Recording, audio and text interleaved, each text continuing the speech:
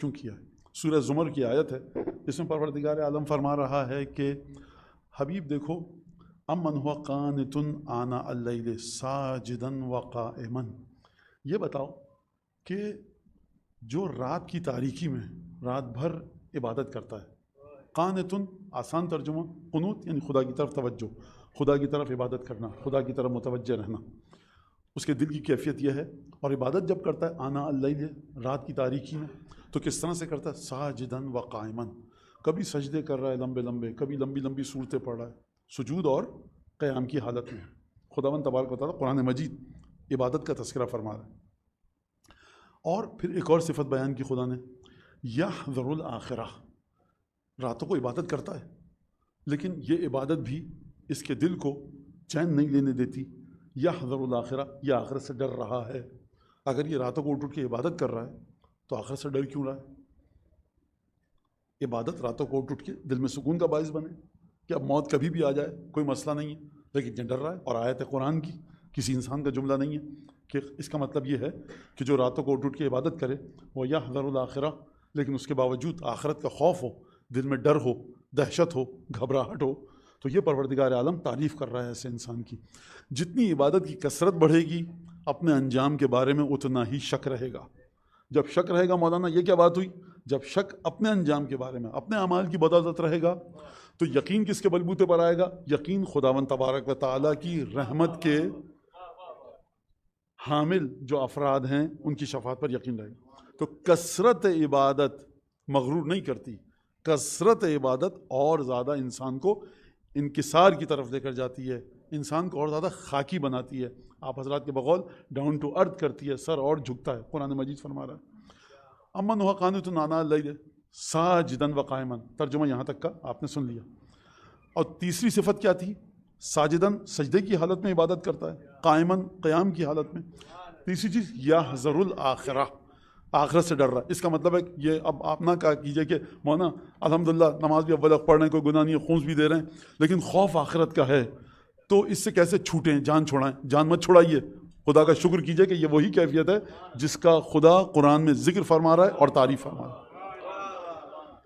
یحذر الآخرہ وَيَرْجُو رحمت رب. خوب توجہ کیجئے گا، جب راتوں کو اٹھ کے عبادت کر رہا ہے، سجدے میں گرا ہوا ہے، کبھی قیام کی حالت میں لمبی صورتیں پڑھ رہا ہے، رکوع سجدہ، آخرت کا ڈر ہے.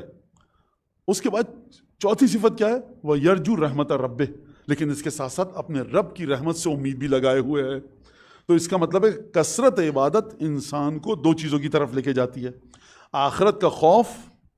اور آخرت کا خوف ہے تو کیا کیا جائے؟ عبادتیں کرو، حرام سے بچیے، واجبات کو انجام دیجیے، مستحبات، مکروہات، آداب اہل بیت، تعلیمات اہل بیت.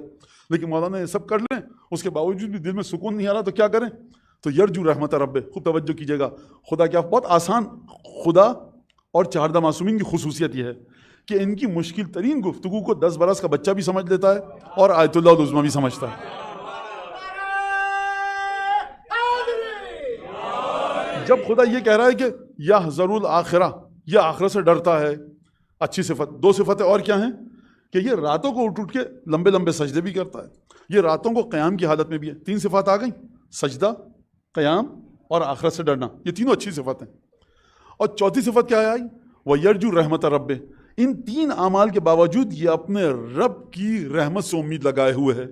توجہ کیجیے گا، یہ اپنی نماز سے امید نہیں لگائے ہوئے، یہ اپنے سجدوں سے امید نہیں لگائے ہوئے، یہ اپنی ذات سے کوئی امید نہیں لگائے ہوئے.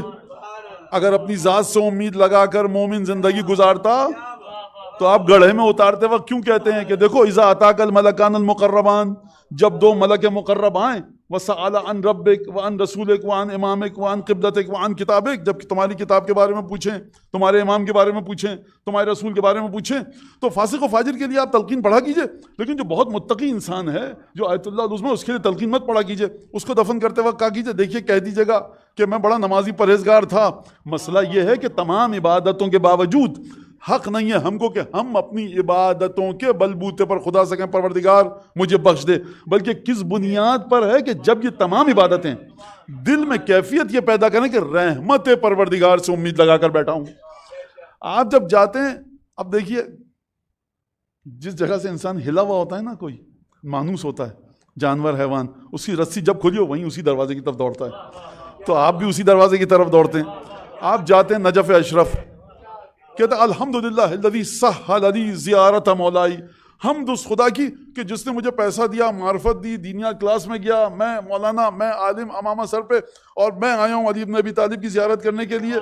علی ابن ابی طالب پر احسان مت جتاؤ, پروردگار شکر خدا کا تو نے آسان کیا.